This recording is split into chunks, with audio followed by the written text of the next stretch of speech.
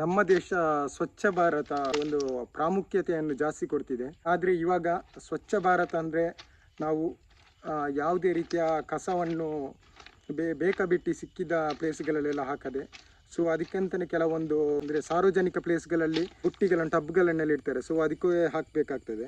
ಒಂದು lace packet ಏನಾದರೂ ತಿಂದು ಸೊ ಸಿಕ್ಕಾಬಿಟ್ಟು ರೋಡ್ನಲ್ಲಿ ಬಿಸಾಡ್ತಾರೆ.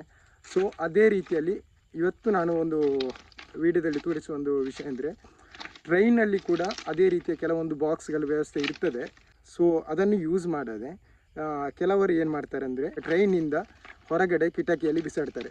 ಸೊ ಈ ಕಿಟಕಿಯಲ್ಲಿ ಬಿಸಾಡುವ ಕಸ ಏನಾಗ್ತದೆ ಅಂದರೆ ನೋಡಿ, ಈ ರೀತಿ ಸೈಡಿನಲ್ಲಿ ಬೀಳ್ತದೆ. ಸೊ ಈ ರೀತಿ ಸೈಡ್ನಲ್ಲಿ ಬೀಳೋದ್ರಿಂದ ನೋಡಿ ಈ ರೀತಿಯಲ್ಲಿ ಬೀಳ್ತದೆ. ಸೊ ಇದರಲ್ಲಿ ಏನಿರ್ತದೆ ಅಂದರೆ, ಕೆಲವೊಂದು ಸ್ವಲ್ಪ ಜಸ್ಟ್ ಒಂದು ಅರ್ಧ ತಿಂದು ಅದನ್ನು ಬಿಸಾಡ್ತಾರೆ. ನೋಡಿ ಈ ರೀತಿ ಕಸ ಫುಲ್ಲು ರೈಲ್ವೆ ಟ್ರ್ಯಾಕ್ ಮೇಲೆ ಬಿಸಾಡ್ತಾರೆ, ಅಂದರೆ ರೈಲ್ವೆ ಕಿಟಕಿಯಿಂದ ಹೊರಗಡೆ ಬಿಸಾಡ್ತಾರೆ. ಸೊ ಈ ರೀತಿ ಬಿಸಾಡೋದ್ರಿಂದ ಸಮಸ್ಯೆ ಏನಾಗ್ತದೆ ಅಂದರೆ, ಇದನ್ನು ಬಂದು ಕಾಡು ಪ್ರಾಣಿಗಳು ಆಹಾರವನ್ನು ತಿನ್ನಲಿಕ್ಕಂತ, ಈ ಪ್ಲಾಸ್ಟಿಕ್ನಲ್ಲಿರುವ ಆಹಾರವನ್ನು ತಿನ್ನಲಿಕ್ಕಂತ ಕಾಡು ಪ್ರಾಣಿಗಳು ಬರ್ತವೆ.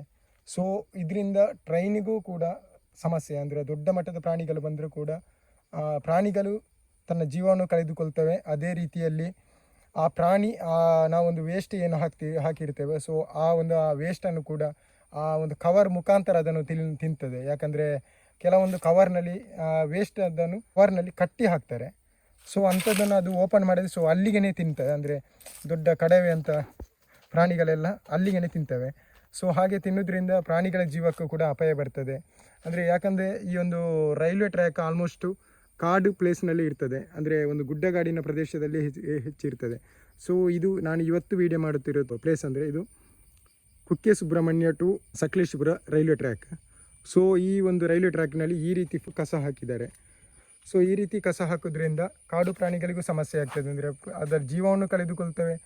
ಅದೇ ರೀತಿಯಲ್ಲಿ ಒಂದು ಪರಿಸರ ಮಾಲಿನ್ಯ ಕೂಡ ಆಗ್ತದೆ.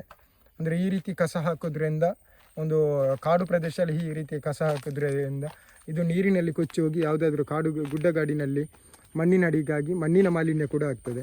ಸೊ ಅದಕ್ಕೋಸ್ಕರ ಟ್ರೈನ್ನಲ್ಲಿ ಪ್ರಯಾಣಿಸುವವರು ಈ ರೀತಿಯ ಒಂದು ಕೆಟ್ಟ ಒಂದು ಯೋಚನೆಗೆ ಹೋಗಬೇಡಿ, ಈ ರೀತಿ ಕಸವನ್ನೆಲ್ಲ ಹಾಕಬೇಡಿ. ಸೊ ಈ ಪ್ಲಾಸ್ಟಿಕ್ಕನ್ನು ಎಲ್ಲ ಈ ರೀತಿ ಹಾಕಿದರೆ ನೋಡಿ ಇದೇ ರೀತಿ ಹಾಕಿದರೆ ಇದು ಮಳೆಗೆ ಅಥವಾ ಟ್ರೈನ್ನ ಒಂದು ವೇಗಕ್ಕೆ ಹಾರಿ ಇಂಥ ಖನಿಜ ಜಾಗಕ್ಕೆ ಹೋಗ್ತದೆ. ಸೊ ಈ ಖನಿಜ ಜಾಗದಲ್ಲಿ ನೀರು ಬಂದು ಇದು ಯಾವುದಾದ್ರೂ ಒಂದು ಕಾಡಿಗೋ ಎಲ್ಲಿಯಾದರೂ ಹೋಗಿ ಅಲ್ಲಿ ಸ್ಟೋರ್ ಆಗ್ತದೆ.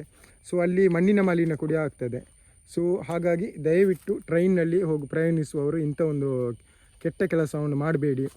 ಕಸವನ್ನು ಆಲ್ಮೋಸ್ಟ್ ಟ್ರೈನಲ್ಲಿ ಇರ್ತದೆ, ಅಂದರೆ ಬಕೆಟ್ಗಳು ಇರ್ತವೆ. ಸೊ ಆ ಒಂದು ಬಕೆಟ್ನಲ್ಲಿ ಹಾಕಿ, ಬೈ ಚಾನ್ಸ್ ಇಲ್ಲ ಅಂದರೆ ರೈಲ್ವೆ ಸ್ಟೇಷನ್ನಲ್ಲಿ ಅದಕ್ಕೆ ಆಗುವ ಕೆಲವೊಬ್ಬರು ಅಧಿಕಾರಿಗಳು ಇರ್ತಾರೆ. ಸೊ ಅವರಿಗೆ ಇನ್ಫಾರ್ಮೇಷನ್ ಕೊಡಿ, ಸರ್ ನಾವು ಪ್ರಯಾಣಿಸುವ ಟ್ರೈನ್ನಲ್ಲಿ ಈ ರೀತಿಯ ಒಂದು ವೇಸ್ಟೇಜ್ ಹಾಕಲಿಕ್ಕೆ ಯಾವುದೇ ರೀತಿಯ ಬಾಕ್ಸ್ ಏನಾದರೂ ಇಲ್ಲ, ಸೊ ಇದಕ್ಕೇನಾದರೂ ಒಂದು ವ್ಯವಸ್ಥೆ ಮಾಡಿ ಅಂತ ಒಂದು ಜಸ್ಟ್ ಒಂದು ಮನವಿ ಕೊಟ್ಟರೆ ಅವರು ಮಾಡುವರಂತ ಒಂದು ನನ್ನ ಅಭಿಪ್ರಾಯ.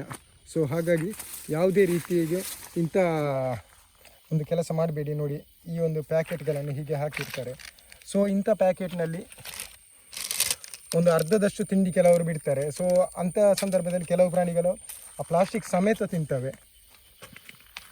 ಸೊ ಹಾಗಾಗಿ ದಯವಿಟ್ಟು ನಾನು ಇವತ್ತಿನ ಈ ಒಂದು ವಿಡಿಯೋ ಮಾಡುತ್ತಿರೋದು ಟ್ರೈನ್ನಲ್ಲಿ ಪ್ರಯಾಣಿಸುವ ಪ್ರಯಾಣಿಕರಿಗೆ ನಾನು ಇವತ್ತಿನ ಒಂದು ವಿಡಿಯೋ ಮಾಡ್ತಿದ್ದೇನೆ. ಸೊ ಇಲ್ಲಿಗೆ ಈ ವಿಡಿಯೋವನ್ನು ಸ್ಟಾಪ್ ಮಾಡ್ತಿದ್ದೇನೆ. ಸೊ ಈ ವಿಡಿಯೋದಿಂದ ನಾನು ಒಂದು ಒಳ್ಳೆ ರೀತಿಯ ಸಂದೇಶ ಹೋಗ್ತದೆ ಅಂತ ನೆನೆಸ್ಕೊಂಡಿದ್ದೇನೆ. ಸೊ ಯಾವುದೇ ರೀತಿಯಲ್ಲಿ ಇಂಥ ಒಂದು ತಪ್ಪು ಮಾಡಬೇಡಿ ಅಂತ ಹೇಳ್ತಾ ನಾನು ಈ ವಿಡಿಯೋವನ್ನು ಸ್ಟಾಪ್ ಮಾಡ್ತಿದ್ದೇನೆ. ಯಾರಲ್ಲಿ ಇನ್ನೂ ಸಬ್ಸ್ಕ್ರೈಬ್ ಆಗಲಿಲ್ಲ ದಯವಿಟ್ಟು ಸಬ್ಸ್ಕ್ರೈಬ್ ಮಾಡಿ, ಹಾಗೆಯೇ ಲೈಕ್ ಮಾಡಿ, ಶೇರ್ ಮಾಡಿ. ಧನ್ಯವಾದಗಳು.